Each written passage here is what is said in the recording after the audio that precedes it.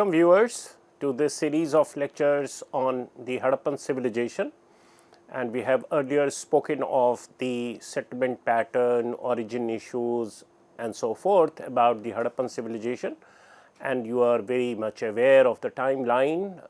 This is around say 2500 BCE to say up to 1800 BCE that we are talking of.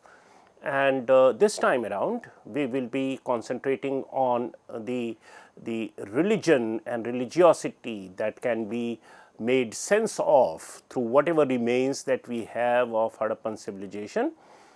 It will be noteworthy to recognize that Harappan civilization has still not given us any satisfactory reading of its script, and therefore the softer aspect of the civilization in terms of thoughts, thought processes, sensibilities, faith, these are the aspects with which religion is associated with, and therefore whatever impression that we get of the people of Harappa in terms of their religion and religiosity is somewhat sketchy and not very firm, and therefore for historians it also happens to be a big squabbling point. Historians from different vantage points try to interpret the evidences that we have mostly in archaeological terms with respect to some of the religious practices that were practiced subsequent to Harappan civilization. Say from Vedic period onwards, we do have very firm evidence of the religion and religious sensibilities in Indian history, and therefore there is some kind of you can say competition amongst historians to claim that these practices just represented some anterior aspects or timeline of the religious practices that subsequently crystallized in Indian history.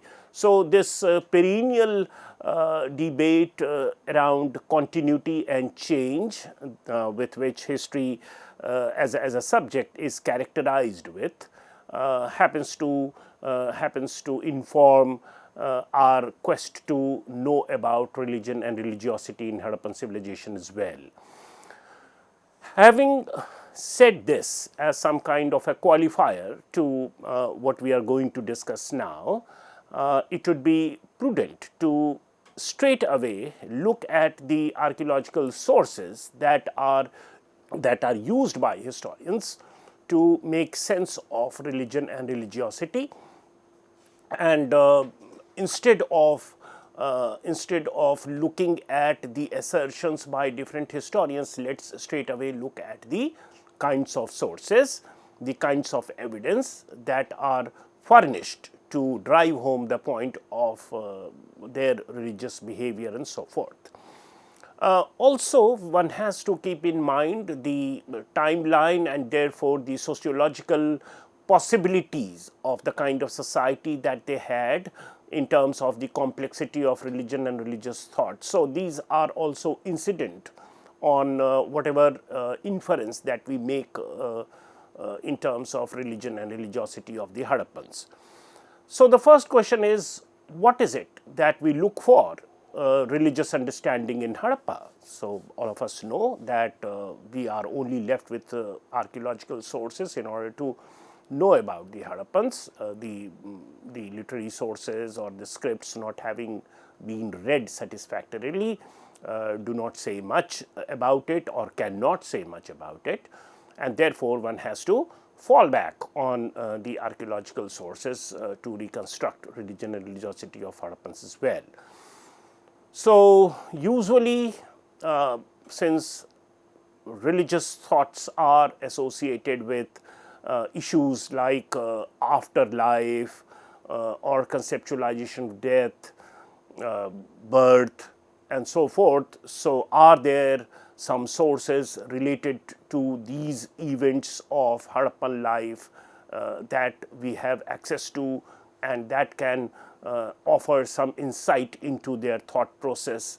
So, modes of disposal of the dead amongst the Harappans is something that is usually looked at in order to make some impression about the religious sensibilities or religious sentiments of the Harappans, because if you formally dispose of the dead bodies, so what are the rites and rituals, and what are the artifacts with which the dead body is kept with.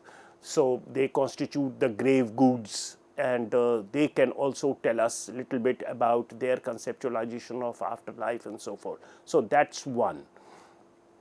Apart from that, we have pictorial depiction on seals, Harappan seals, copper tablets, figurines, and there could be some paintings either on the earthenware or Harappan pottery or elsewhere. So, since they have the human content, or they have the human context in which these paintings are made, or do they use some emblems or some you can say symbols that can stand for something, that can stand for something divine, or that can stand for something profane, that can stand for something dangerous, that can stand for something auspicious.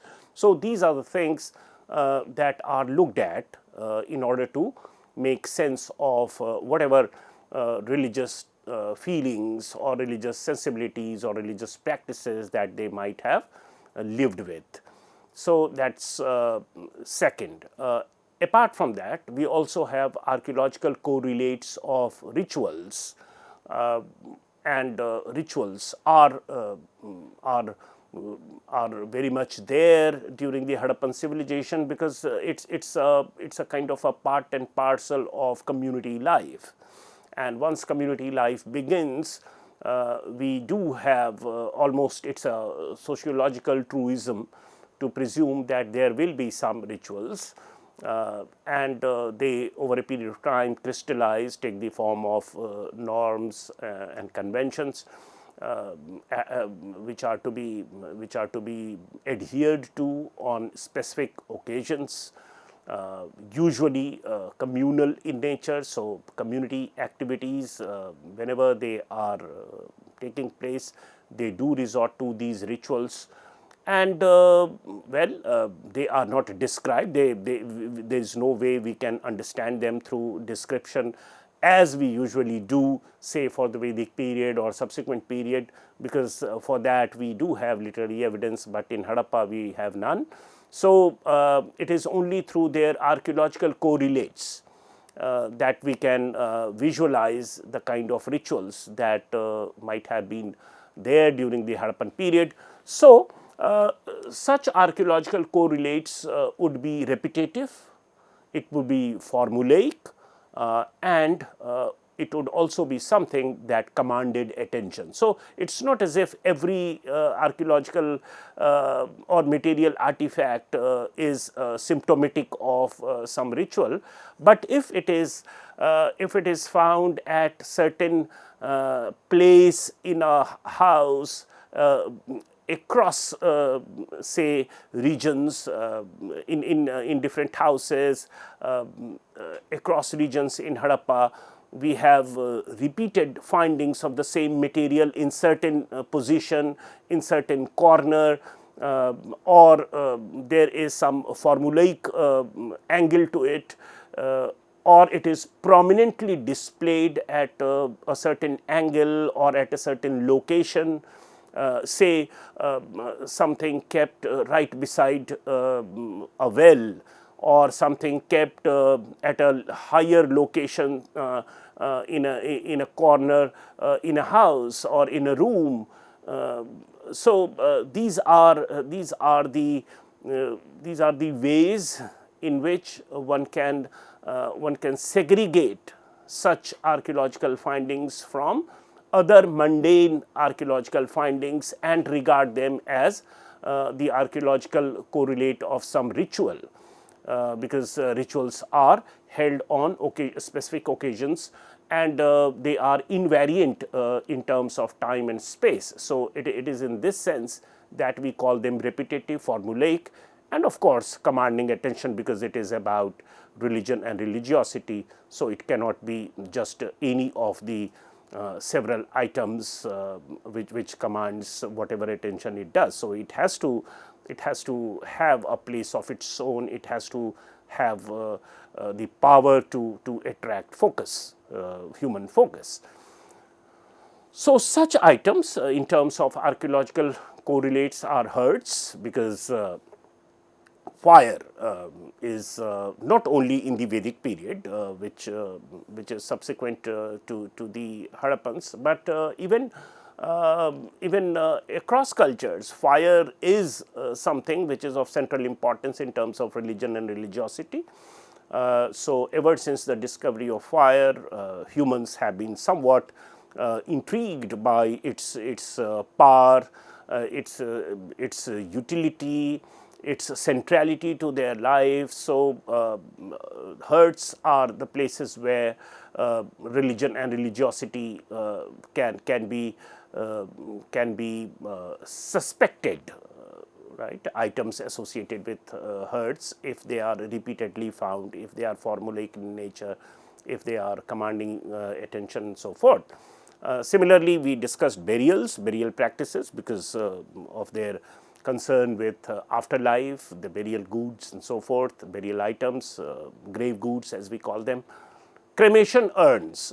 So, there are times when the remains of the corporeal remains are put in some pot, or and they are either kept inside, or they are buried, or maybe kept separately. So, this is also one of the funerary rites and funerary practices that we are talking of. So, if we find them, that also helps us in making sense of their religion and religiosity.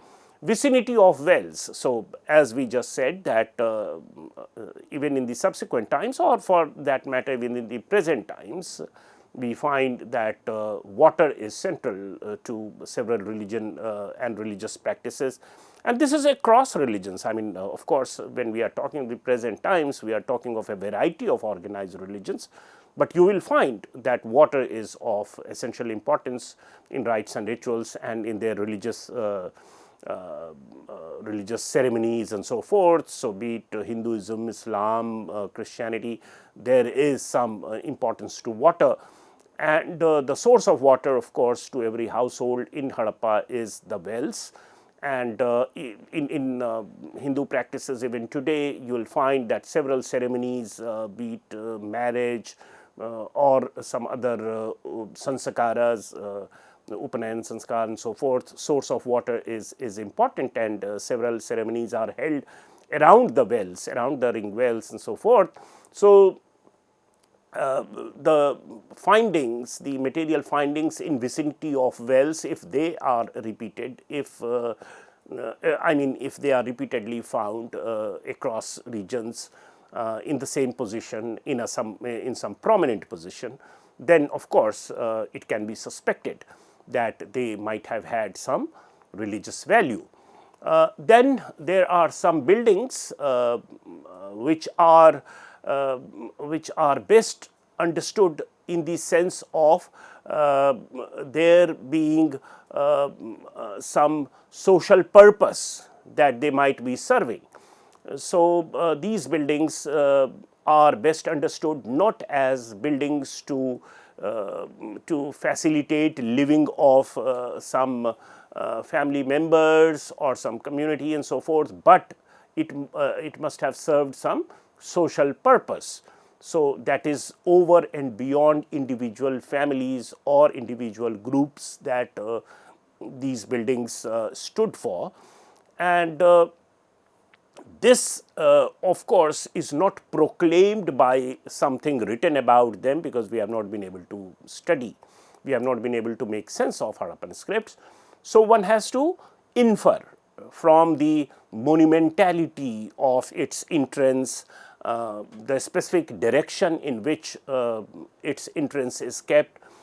Similarly, orientation of corners, do they have some platforms that that could serve some social purpose, or even what we understand as fire altar. Now, fire altar is something again which became important in the Rigvedic period, because sacrifice through yajna becomes very important in Rigvedic period in terms of religion and religiosity. So, the usual tendency is to make sense of such structures even in the Harappan period to be serving the same purpose. Of course, there is nothing certain about it, but this is how postulations are made, that well, maybe that they might be serving the same function as it did subsequently during the Rigvedic period. So, these are some of the things that as students of history we must understand are the source materials for reconstructing religion and religiosity. Similarly, we also have historians who make sense of Harappan religious practices or possible religion and religious practices in terms of what we know as shamanism. So, it is a little prior to the emergence of big organized religions like the one we see subsequently in the Vedic period, or emergence of Buddhism, Jainism subsequently in Indian history. But shamanism represents little earlier form of religion and religiosity, where there is a shaman and he commands respect of people in terms of some powers that are of course based on some beliefs, usually जिसे हिंदी में हम झाड़ फूंक कहते हैं, and that kind of activity. So, in times of crisis or disease, shamans are called to ward off evil forces and invite divine forces, and this is how communities before the emergence of organized religions had their I would say their transactions with anything divine or anything malevolent, benevolent and so forth. So, it is the shamans who represented that stage of evolution of religion and religiosity. So, even in Harappan case, there are historians who rather would try to understand whatever evidence that we have in relation to religion and religiosity in terms of shamanism, rather than they representing the anterior phase of what subsequently emerged as more organized form of Vedic religion and religiosity or Vedic Hinduism. So, this is the length and breadth of the discussion that we will have today, of course, in this lecture as well as in the subsequent part of this lecture. Now, before we get down to specific details, we also should be taking care of yet another important rider, that these searches, in the absence of direct sources which are literary sources for reconstruction of Harappan religion and religiosity, tend to be somewhat anachronistic. So, what is anachronistic? Anachronistic is something that does not quite gel with the times that we are talking of.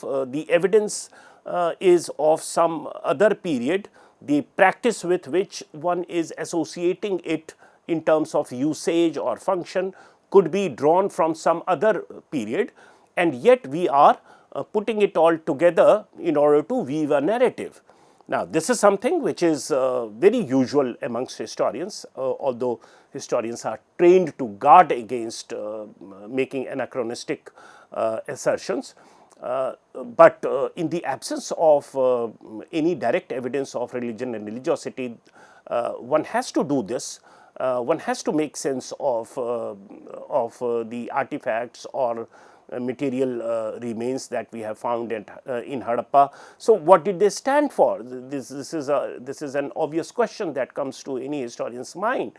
So, what purpose did they serve? And if it is not some direct mundane material purpose that they are serving, obviously, as we discussed earlier, that if they are formulaic in nature, if they are repeatedly found, if they are of commanding importance in terms of human attention, they are kept aside as having some religious value, as having some sacred value. It could be even profane value. So, there are quite a few practices that are spoken of because we have some evidence on the basis of which a narrative of a different period can be transposed onto it. So, for example, we have Harappan double graves. Now, double graves in Harappa could be having a meaning which is different from what we in Indian history subsequently studied as the practice of sati. Now, the practice of sati, if at all we understand it as anything concrete, can be had not prior to early medieval times. So, we are talking of say 7th, 8th century CE, and prior to that, of course, we do not have any evidence of sati as a practice in Indian history. But double graves in Harappa by some historians have been sought to be understood as some kind of a early practice representing that. So, obviously, they are anachronistic assertions, they are anachronistic conclusions that are made. Similarly, if elephant as an animal is represented in some Harappan context, it could be on the seals, it could be on the Harappan potteries or elsewhere. Again, since in Indian history, in the Vedic history, in the Puranic history, we do have Lord Ganesh having elephant head. So, that is how he is represented. So, there is some kind of a natural tendency to see Ganesh in elephant representation in the Harappan context as well. But as I said, that such evidence of Ganesh as a god cannot be taken to have existed prior to 4th century CE in Indian history.